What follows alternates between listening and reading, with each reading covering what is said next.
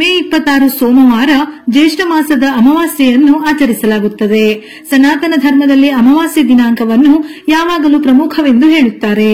ಈ ಅಮಾವಾಸ್ಯೆಯು ಪೂರ್ವಜರಿಗೆ ದಾನ ಮತ್ತು ಅರ್ಪಣೆಗೆ ಬಹಳ ವಿಶೇಷವಾಗಿದೆ. ಈ ದಿನ ಅನೇಕ ರೀತಿಯ ಧಾರ್ಮಿಕ ಕಾರ್ಯಗಳು ನಡೆಯುತ್ತವೆ. ಈ ದಿನ ಗಂಗಾ ಸ್ನಾನ ಮತ್ತು ಪೂರ್ವಜರನ್ನು ಪೂಜಿಸುವುದರೊಂದಿಗೆ ಪೂರ್ವಜರಿಗೆ ನೈವೇದ್ಯ ಸಲ್ಲಿಸುವುದು ಅತ್ಯಂತ ಶ್ರೇಯಸ್ಕರ.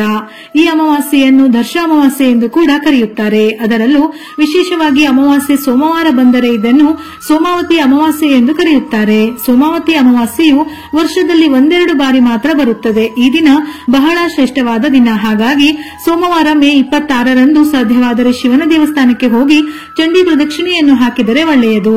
ಸಾಧ್ಯವಿಲ್ಲವೆಂದಾದರೆ ಶಿವನ ದೇವಾಲಯದಲ್ಲಿ ನಿಮ್ಮ ಶಕ್ತಿಗೆ ಅನುಸಾರವಾಗಿ ಸಣ್ಣ ಪುಟ್ಟ ಸೇವೆಗಳನ್ನು ಮಾಡಿದರೆ ಒಳ್ಳೆಯ ಫಲಗಳು ಪ್ರಾಪ್ತಿಯಾಗುತ್ತದೆ. ಅಮಾವಾಸ್ಯೆ ತಿಥಿ ಸಮಯ ಮೇ 26ರ ಬೆಳಗಿನ ಜಾವ 12:11 ಪ್ರಾರಂಭವಾಗಿ ಮೇ 27ರ ರಾತ್ರಿ 8:31 ಮುಕ್ತಾಯವಾಗುತ್ತದೆ. ಕೆಲವು ಕಡೆ ಈ ಜ್ಯೇಷ್ಠ ಅಮಾವಾಸ್ಯೆಯನ್ನು ಮೇ 27 ಮಂಗಳವಾರ ಕೂಡ ಆಚರಿಸುತ್ತಾರೆ. ಅಮಾವಾಸ್ಯೆಯು ಸೋಮವಾರದ ದಿನ ಬಂದು ಸೋಮಾವತಿ ಅಮಾವಾಸ್ಯೆ ಬಂದಾಗ ತಮಗೆ ಗೊತ್ತಿಲ್ಲದೆ ದೇಗುಲದಲ್ಲಿ ಒಮ್ಮೆ ಕಾಗೆಗಳು ಶಿವಲಿಂಗದ ಸುತ್ತ ಪ್ರದಕ್ಷಿಣೆ ಹಾಕುತ್ತಾರೆ. ಹೀಗೆ ಪ್ರದಕ್ಷಿಣೆ ಹಾಕಿದ್ದಕ್ಕೆ ಮುಂದಿನ ಜನ್ಮದಲ್ಲಿ ಆ ಕಾಗೆಗಳು ಶಿವನ ಪ್ರಮದ ಗಣಗಳಲ್ಲಿ ಸ್ಥಾನವನ್ನು ಪಡೆದಿದ್ದಾರೆ ಎಂದು ಕಾಶಿಖಂಡದಲ್ಲಿ ಬಹಳ ವಿಶೇಷವಾಗಿ ವರ್ಣಿಸಿದ್ದಾರೆ. ಹಾಗೆಯೇ ಶಿವಪುರಾಣದಲ್ಲಿ ಒಂದು ಕಪ್ಪು ಇರುವೆ ತಿಳಿಯದೆ ಹಾಗೆ ಶಿವಲಿಂಗದ ಸುತ್ತ ಪ್ರದಕ್ಷಿಣೆ ಹಾಕುತ್ತದೆ. ಹೀಗೆ ಸೋಮವಾರ ಅಮಾವಾಸ್ಯೆಯ ದಿನ ಪ್ರದಕ್ಷಿಣೆ ಹಾಕಿದ ಆ ಕಪ್ಪು ಇರುವೆಯು ಮರು ಜನ್ಮದಲ್ಲಿ ಕಾಶಿಯ ರಾಜಕುಮಾರನಾಗಿ ಜನ್ಮ ಪಡೆದು ಭೋಗ ಭಾಗ್ಯವನ್ನು ಪಡೆದುಕೊಂಡಿತು ಎಂದು ಶಿವಪುರಾಣದಲ್ಲಿ ರುದ್ರಾಧ್ಯಾಯದಲ್ಲಿ ಉಲ್ಲೇಖಿಸಲಾಗಿದೆ. ಅಂದರೆ ಕಾಗೆಗಳು ಶಿವನ ಸುತ್ತ ಪ್ರದಕ್ಷಿಣೆ ಹಾಕಿ ಶಿವನ ಪ್ರಮದ ಗಣಗಳಲ್ಲಿ ಸ್ಥಾನವನ್ನು ಪಡೆದುಕೊಂಡರು. ಕಪ್ಪು ಇರುವೆಯು ಕೂಡ ಶಿವನ ಸುತ್ತ ಪ್ರದಕ್ಷಿಣೆಯನ್ನು ಹಾಕಿ ಕಾಶಿಯ ರಾಜಕುಮಾರನಾಗಿ ಜನ್ಮ ಪಡೆಯಿತು. ಇದರ ಅರ್ಥವೇನೆಂದರೆ ಶಿವನಿಗೆ ಪ್ರದಕ್ಷಿಣೆ ಹಾಕಿದರೆ ಜನ್ಮ ಜನ್ಮಗಳ ಪಾಪಗಳು ನಿವಾರಣೆ ಆಗುತ್ತದೆ ಎಂದರ್ಥ. ಈ ದಿನ ಮಹಿಳೆಯರು ಪತಿಯ ದೀರ್ಘಾಯುಷ್ಯಕ್ಕಾಗಿ ಉಪವಾಸ ಮಾಡಿ ಶಿವನನ್ನು ಪೂಜಿಸಿ ತಾಯಿ ಲಕ್ಷ್ಮಿಯನ್ನು ಕೂಡ ಆರಾಧಿಸುತ್ತಾರೆ. ಜ್ಯೋತಿಷ್ಯ ಶಾಸ್ತ್ರದ ಪ್ರಕಾರ ವ್ಯಕ್ತಿಯ ಜಾತಕದಲ್ಲಿ ಎಲ್ಲಾ ಗ್ರಹಗಳು ರಾಹು ಮತ್ತು ಕೇತುಗಳ ನಡುವೆ ಬಂದಾಗ ಕಾಳಸರ್ಪ ದೋಷವು ರೂಪುಗೊಳ್ಳುತ್ತದೆ. ಕಾಳಸರ್ಪ ದೋಷದಿಂದಾಗಿ ವ್ಯಕ್ತಿಯು ಜೀವನದಲ್ಲಿ ಅನೇಕ ತೊಂದರೆಗಳನ್ನು ಎದುರಿಸಬೇಕಾಗುತ್ತದೆ. ನಾನಾ ರೀತಿಯ ಸಮಸ್ಯೆ ಸಂಕಷ್ಟಗಳನ್ನು ಎದುರಿಸಬೇಕಾಗುತ್ತದೆ. ಈ ದೋಷವನ್ನು ಹೋಗಲಾಡಿಸಲು ಅಮಾವಾಸ್ಯೆಯ ಶುಭ ದಿನದಂದು ಶಿವನ ಆರಾಧನೆಯನ್ನು ಮಾಡಬೇಕು. ಈ ದಿನ ಮಹಾದೇವನಿಗೆ ಹಾಲು, ಗಂಗಾಜಲ ಇತ್ಯಾದಿಗಳಿಂದ ಅಭಿಷೇಕ ಮಾಡಿ ಶಂಕರನಿಗೆ ನೈವೇದ್ಯವನ್ನು ಅರ್ಪಿಸಿ ಆರತಿ ಮಾಡಿ ಪೂಜೆ ನೆರವೇರಿಸಬೇಕು. ಶಿವನ ಆರಾಧನೆಯಿಂದ ಕಾಳಸರ್ಪ ದೋಷದಿಂದ ಮುಕ್ತಿ ಪಡೆಯಬಹುದು. ಈ ದಿನ ಶಿವ, ವಿಷ್ಣು ಸಮೇತ ತಾಯಿ ಲಕ್ಷ್ಮೀ ದೇವಿಯನ್ನು ಪೂಜಿಸುವುದರ ಜೊತೆಗೆ ಪೂರ್ವಜರಿಗೂ ತರ್ಪಣವನ್ನು ನೀಡುತ್ತಾರೆ. ಅಮಾವಾಸ್ಯೆ ದಿನ ಲಕ್ಷ್ಮೀ ಪೂಜೆ ಮಾಡಿದರೆ ಸಕಲ ಅಭಿಷ್ಟಗಳು ನೆರವೇರುತ್ತದೆಯಂತೆ. ಸಾಮಾನ್ಯ ದಿನಗಳಲ್ಲಿ ಮಾಡುವ ಪೂಜೆ ಪುನಸ್ಕಾರಕ್ಕಿಂತ ಅಮಾವಾಸ್ಯೆ ಹುಣ್ಣಿಮೆಯ ದಿನ ಲಕ್ಷ್ಮಿಯನ್ನು ಆರಾಧಿಸಿ ಪೂಜಿಸಿದರೆ ದುಪ್ಪಟ್ಟು ಫಲ ಪ್ರಾಪ್ತಿಯಾಗುವುದಲ್ಲದೆ ಲಕ್ಷ್ಮೀ ದೇವಿ ಸದಾ ಮನೆಯಲ್ಲೇ ನೆಲೆಸುತ್ತಾಳೆ. ಸೋಮಾವತಿ ಅಮಾವಾಸ್ಯೆಯು ಆಳವಾದ ಮಹತ್ವವನ್ನು ಹೊಂದಿದೆ. ಇದು ಪೂರ್ವಜರ ಆರಾಧನೆ, ಪಿತೃತರ್ಪಣ ಮತ್ತು ಆಧ್ಯಾತ್ಮಿಕ ಬೆಳವಣಿಗೆಗೆ ಮೀಸಲಾದ ದಿನವಾಗಿದೆ. ಈ ದಿನದಂದು ಪೂರ್ವಜರು ಭೂಮಿಗೆ ಆಗಮಿಸುತ್ತಾರೆ. ಈ ಸಮಯದಲ್ಲಿ ಪ್ರಾರ್ಥನೆ, ತರ್ಪಣ ಮತ್ತು ದಾನವನ್ನು ಸಲ್ಲಿಸುವುದರಿಂದ ಅವರ ಆಶೀರ್ವಾದ, ಪ್ರೀತಿ ದೊರೆಯುತ್ತದೆ ಎಂದು ಪುರಾಣಗಳು ಹೇಳುತ್ತವೆ. ಸ್ನಾನದ ನೀರಿಗೆ ತುಳಸಿದಳ ಅಥವಾ ತೀರ್ಥಯಾತ್ರೆಯಿಂದ ತಂದ ಪವಿತ್ರ ಗಂಗಾಜಲವನ್ನು ನೀರಿನಲ್ಲಿ ಬೆರೆಸಿ ಮನೆಯಲ್ಲೇ ಸ್ನಾನ ಮಾಡಿದರೂ ಪುಣ್ಯಫಲ ಪ್ರಾಪ್ತಿಯಾಗುತ್ತದೆ.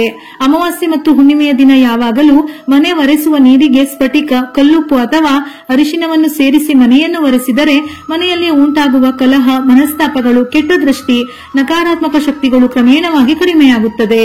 ನಂತರ ಮನೆಯಾದ್ಯಂತ ಅರಿಶಿನದ ನೀರನ್ನು ಸಿಂಪಡಿಸಿ ಶುದ್ಧ ಮಾಡಬೇಕು. ಅರಳಿ ಮರದ ಮೂಲದಲ್ಲಿ ಭಗವಾನ್ ವಿಷ್ಣು, ಕಾಂಡದಲ್ಲಿ ಶಿವನು ಮತ್ತು ಅಗ್ರಭಾಗದಲ್ಲಿ ಬ್ರಹ್ಮದೇವನು ನೆಲೆಸಿದ್ದಾರೆ ಎಂದು ನಂಬಲಾಗಿದೆ. ಹಾಗಾಗಿ ಈ ದಿನ ಅರಳಿ ಮರವನ್ನು ಪೂಜಿಸುವುದರಿಂದ ಅದೃಷ್ಟ ಒಲಿಯುತ್ತದೆ. ಅಮಾವಾಸ್ಯೆಯ ದಿನದಂದು ಪೂರ್ವಜರನ್ನು ಸ್ಮರಿಸುತ್ತಾ ಅರಳಿ ಮರಕ್ಕೆ ಹಸಿ ಹಾಲು, ಗಂಗಾಜಲ, ಕಪ್ಪು ಎಳ್ಳು, ಸಕ್ಕರೆ, ಅಕ್ಕಿ, ನೀರು ಮತ್ತು ಹೂವು ಇವೆಲ್ಲವನ್ನು ಅರ್ಪಿಸಿದರೆ ಪೂರ್ವಜರು ಸಂತೃಪ್ತರಾಗುತ್ತಾರೆ. ಈ ದಿನ ಅರಳಿ ಮರಕ್ಕೆ ನೀರನ್ನು ಅರ್ಪಿಸಿ ದೀಪವನ್ನು ಬೆಳಗಬೇಕು. 3 ಹಿಟ್ಟಿನ ದೀಪ ಅಥವಾ 3 ಮಣ್ಣಿನ ದೀಪಕ್ಕೆ ಎಣ್ಣೆಯನ್ನು ಹಾಕಿ 3 ಬತ್ತಿಗಳಿಂದ ದೀಪವನ್ನು ಬೆಳಗಬೇಕು. ದೀಪಕ್ಕೆ ಸ್ವಲ್ಪ ಅರಿಶಿನ, ಕುಂಕುಮವನ್ನು ಸೇರಿಸಿ ದೀಪವನ್ನು ಬೆಳಗಿ ಸದಾ ಭಕ್ತಿಯಿಂದ ಪ್ರದಕ್ಷಿಣೆ ಹಾಕಿದರೆ ಪಿತೃದೋಷದಿಂದ ಯಾವುದಾದರೂ ಕೆಲಸಗಳು ಅರ್ಧಕ್ಕೆ ನಿಂತಿದ್ದರೆ ಅಂದರೆ ಮಾಡಿದರೆ ಸಂತಾನದ ವಿಳಂಬ, ಮದುವೆಯ ಸಮಸ್ಯೆಗಳು ಸಂಪೂರ್ಣವಾಗಿ ನಿವಾರಣೆಯಾಗಿ ಪಿತೃಗಳ ಆತ್ಮಕ್ಕೆ ಶಾಂತಿ ಸಿಗುತ್ತದೆ. ಸೋಮಾವತಿ ಅಮಾವಾಸ್ಯೆಯ ದಿನದಂದು ಸ್ನಾನ ದಾನ ಮಾಡಿದ ನಂತರ ಸಂಜೆ ಈಶಾನ್ಯ ಮೂಲೆಯಲ್ಲಿ ಹಸುವಿನ ತುಪ್ಪದ ದೀಪವನ್ನು ಬೆಳಗಿಸಿ. ದೀಪದ ಬತ್ತಿ ಕೆಂಪು ಬಣ್ಣದ್ದಾಗಿರಬೇಕು ಎಂಬುದನ್ನು ನೆನಪಿನಲ್ಲಿಡಿ. ದೀಪ ಹಚ್ಚಿದ ನಂತರ ಕನಕಧಾರ ಸ್ತೋತ್ರವನ್ನು ಪಠಿಸಿ ಅಥವಾ ಕೇಳಿ. ಈ ಪರಿಹಾರದಿಂದ ಲಕ್ಷ್ಮೀ ದೇವಿಯು ಸಂತುಷ್ಟಳಾಗುತ್ತಾಳೆ. ಎಂದಿಗೂ ಹಣದ ಕೊರತೆ ಇರುವುದಿಲ್ಲ. ಲಕ್ಷ್ಮೀ ದೇವಿಯ ಆಶೀರ್ವಾದ ಪ್ರಾಪ್ತಿಯಾಗುತ್ತದೆ. ಸ್ವಸ್ತಿಕ್ ಚಿಹ್ನೆಯಲ್ಲಿ ಮುಕ್ಕೋಟಿ ದೇವತೆಗಳು ವಾಸಿಸುತ್ತಾರೆಂದು ಹೇಳುತ್ತಾರೆ. ಅಮಾವಾಸ್ಯೆಯ ದಿನ ಮುಖ್ಯ ಬಾಗಿಲಿನ ಮೇಲೆ ಅರಿಶಿನದಿಂದ ಕ್ರಮಬದ್ಧವಾಗಿ ಸ್ವಸ್ತಿಕ್ ಚಿಹ್ನೆಯನ್ನು ಬರೆದು ಮಧ್ಯದಲ್ಲಿ ಕುಂಕುಮದ ಬೊಟ್ಟನ್ನು ಇಡಬೇಕು. ಯಾರ ಮನೆಯ ಬಾಗಿಲಲ್ಲಿ ಸ್ವಸ್ತಿಕ್ ಚಿಹ್ನೆ ಇರುತ್ತದೆಯೋ ಅಂತಹ ಮನೆಗೆ ಲಕ್ಷ್ಮಿ ಅನುಗ್ರಹಿಸುತ್ತಾಳೆ ಎಂದು ಪುರಾಣಗಳು ಹೇಳುತ್ತವೆ. ಜಾತಕದಲ್ಲಿ ಚಂದ್ರನ ಸ್ಥಾನ ದುರ್ಬಲ ಅಥವಾ ಬಲಹೀನವಾಗಿದ್ದರೆ ಅಮಾವಾಸ್ಯೆಯಂದು ಹಸುವಿಗೆ ಮೊಸರು ಮತ್ತು ಅನ್ನವನ್ನು ತಿನ್ನಿಸಬೇಕು. ಈ ಪರಿಹಾರವು ಮಾನಸಿಕ ಶಾಂತಿಯನ್ನು ನೀಡುತ್ತದೆ. ಅಮಾವಾಸ್ಯೆಯ ದಿನದಂದು ಒಬ್ಬ ವ್ಯಕ್ತಿಯು ಉಪವಾಸವನ್ನು ಆಚರಿಸಿ ಪೂರ್ವಜರನ್ನು ಧ್ಯಾನಿಸಿದರೆ, ಅವರಿಗೆ ಮನಃಪೂರ್ವಕ ಧನ್ಯವಾದಗಳನ್ನು ಸಲ್ಲಿಸಿದರೆ ಪೂರ್ವಜರಿಗೆ ಮೋಕ್ಷ ಸಿಗುತ್ತದೆ. ಹಿಂದೂ ಪಂಚಾಂಗದ ಪ್ರಕಾರ ಈ ದಿನದಂದು ದಕ್ಷಿಣ ದಿಕ್ಕಿಗೆ ಮುಖ ಮಾಡಿ ನೀರಿಗೆ ಕಪ್ಪು ಎಳ್ಳನ್ನು ಬೆರೆಸಿ ತರ್ಪಣವನ್ನು ನೀಡಬೇಕು. ಬ್ರಾಹ್ಮಣರಿಗೆ ಆಹಾರವನ್ನು ದಾನ ನೀಡಬೇಕು. ಆಹಾರದ ಒಂದು ಭಾಗವನ್ನು ಹಸು ಮತ್ತು ಕಾಗೆಗೆ ಅರ್ಪಿಸಬೇಕು. ಅಮಾವಾಸ್ಯೆ ದಿನದಂದು ಲಕ್ಷ್ಮೀ ಪೂಜೆ ಮಾಡುವುದಕ್ಕೆ ವಿಶೇಷ ಮಹತ್ವವಿದೆ. ಈ ದಿನ ಲಕ್ಷ್ಮೀ ದೇವಿಯನ್ನು ವಿಧಿವಿಧಾನಗಳ ಪ್ರಕಾರ ಪೂಜಿಸುವುದರಿಂದ ವ್ಯಕ್ತಿಯು ಹಣವನ್ನು ಪಡೆದುಕೊಳ್ಳುತ್ತಾನೆ. ಆತನ ಜೀವನದಲ್ಲಿನ ಸಮಸ್ಯೆಗಳು ದೂರಾಗುತ್ತದೆ. ಹಣದ ಸಮಸ್ಯೆ ಇರುವವರು ಈ ದಿನ ಲಕ್ಷ್ಮೀ ದೇವಿಯನ್ನು ಪೂಜಿಸಬೇಕು. ಮುಸ್ಸಂಜೆ ಸಮಯದಲ್ಲಿ ದೇವರ ಮನೆಯಲ್ಲಿ ದೀಪ ಬೆಳಗಿ ಹೊಸ್ತಿಲು ಪೂಜೆ ಮಾಡಿ ದೀಪ ಬೆಳಗಿ ನಂತರ 7, 11 ಅಥವಾ 108 ಬಾರಿ ತುಳಸಿಗೆ ಪ್ರದಕ್ಷಿಣೆಯನ್ನು ಹಾಕಬೇಕು. ಇದರಿಂದ ವಿಷ್ಣು ಲಕ್ಷ್ಮಿಯ ಸಂಪೂರ್ಣ ಆಶೀರ್ವಾದವನ್ನು ಪಡೆಯಬಹುದು. ಮನೆಯಲ್ಲಿ ಆಕಸ್ಮಿಕ ಧನಾಗಮನವಾಗುತ್ತದೆ. ಸಂಪತ್ತಿನ ಅಧಿದೇವತೆಯಾದ ಲಕ್ಷ್ಮಿಯ ಪ್ರತಿರೂಪವಾದ ಉಪ್ಪನ್ನು ನಾಳೆಯ ದಿನ ಖರೀದಿಸಿದರೆ ಅದೃಷ್ಟ. ಅದರಲ್ಲೂ ಸೋಮಾವತಿ ಅಮಾವಾಸ್ಯೆ ದಿನ ಉಪ್ಪು ಖರೀದಿಸಿದರೆ ಬಹಳ ಶ್ರೇಷ್ಠ. ಸೋಮಾವತಿ ಅಮಾವಾಸ್ಯೆ ವ್ರತವನ್ನು ಧರ್ಮಗ್ರಂಥಗಳಲ್ಲಿ ಅಶ್ವತ್ಥ ಪ್ರದಕ್ಷಿಣೆ ವ್ರತ ಎಂದು ಕೂಡ ಕರೆಯಲಾಗುತ್ತದೆ. ಅಶ್ವತ್ಥ ಎಂದರೆ ಅರಳಿ ಮರ ಎಂದರ್ಥ. ಭಗವಾನ್ ವಿಷ್ಣು ಮತ್ತು ಶಿವ ಇಬ್ಬರು ಅರಳಿ ಮರದಲ್ಲಿ ವಾಸಿಸುತ್ತಾರೆ ಎಂಬ ನಂಬಿಕೆ ಇದೆ. ಆದ್ದರಿಂದ ಸೋಮಾವತಿ ಅಮಾವಾಸ್ಯೆಯ ದಿನದಂದು ಶಿವ ಮತ್ತು ವಿಷ್ಣು ಸಮೇತ ತಾಯಿ ಲಕ್ಷ್ಮಿಯನ್ನು ಪೂಜಿಸುವ ಸಂಪ್ರದಾಯವಿದೆ. ನಾಳೆಯ ದಿನ ಮನೆಯ ಮಹಿಳೆಯರು ಅರಳಿ ಮರಕ್ಕೆ ಪ್ರದಕ್ಷಿಣೆ ಹಾಕಬೇಕು. ಇದರಿಂದ ಮನೆ ಮತ್ತು ಕುಟುಂಬದ ಸದಸ್ಯರಿಗೆ ಒಳ್ಳೆಯದಾಗುತ್ತದೆ. ಪ್ರದಕ್ಷಿಣೆಯನ್ನು ಹಾಕಬೇಕಿದ್ದರೆ 3, 21 ಅಥವಾ 108 ಈ ರೀತಿ ಬೆಸ ಸಂಖ್ಯೆಯಲ್ಲಿ ಪ್ರದಕ್ಷಿಣೆಯನ್ನು ಹಾಕಬೇಕು.